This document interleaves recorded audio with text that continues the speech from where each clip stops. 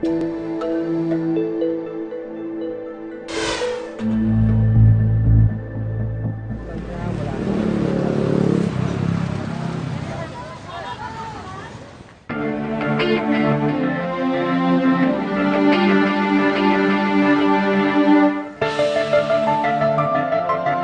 Payatas dump site sa Quezon City, isang peligrosong hanap buhay ang hinaharap ng ilang kabataan.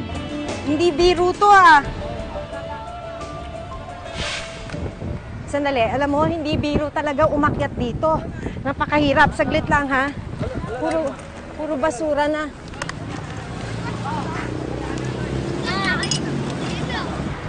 Hindi biro tong ginagawa nila kasi kaakyat pa nga lang natin.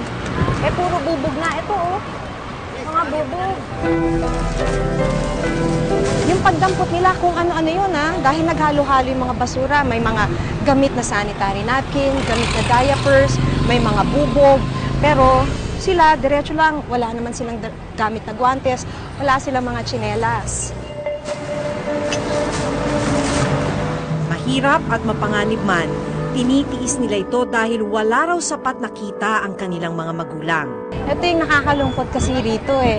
Sa halip na nasa eskwelahan sila para matuto, nandito sila sa ibabaw ng truck.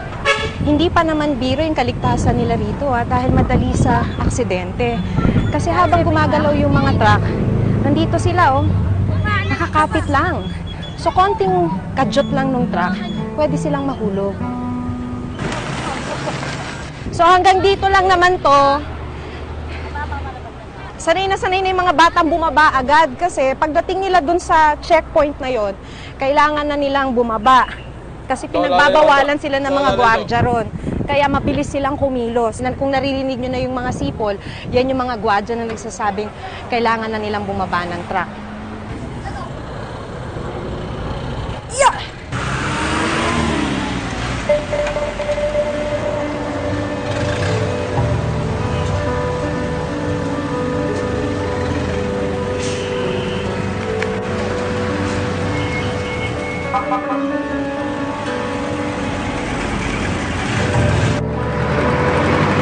Sa ikalawang pagsampa, doble na ang bilis ng kilos ng bawat isa. Kabi-kabilang panganib ang hinaharap ng mga bata habang nasa itaas ng truck. Ting delikado sa ginagawa nila. Kasi wala silang kinakapitan. Katulad ngayon, diretso yung pangangalkal nila. Pero gumagalaw na yung truck. Nakapuno rin sila ng sako. Tansya nila mga 50 pesos kapag may 3 sako sila. Yun yung kikitain nila sa isang araw. Bukod sa mga kalakal, may mga nakukuha rin silang pagkain mula sa truck ng basura. Candy at saka biskuit.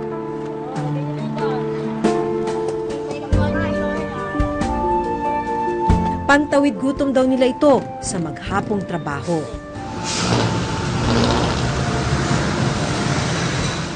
Sa edad na 7, isa si Jobert sa mga pinakabatang mangangalakal ng basura dito sa Payatas. Nasa grade 2 si Jobert pero wala siyang pasok dahil araw ng Sabado. Inabutan namin siyang nag-aabang ng truck kung saan siya pwedeng kumuha ng kalakal. Tapos may dumating na truck. Anong ginagawa ninyo? Kaagad po jumper. Kasi umaga na ako nangangalakal minsan paligid, walang truck. Dito muna ako. Pagka may truck, kaagad akyat sa jumperan. Hindi ba delikado yun? Hindi naman. Minsan, humahawak lang kami pag-aandar na.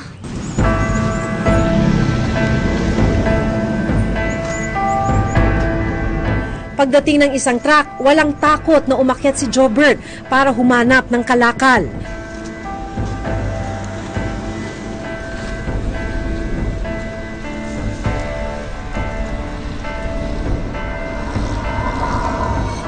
Ano ba hinahanap mo dun sa truck? Mga plastic, minsan bote. Tapos minsan, lata. Pagka naipon na, anong ginagawa mo? Diretso namin benta.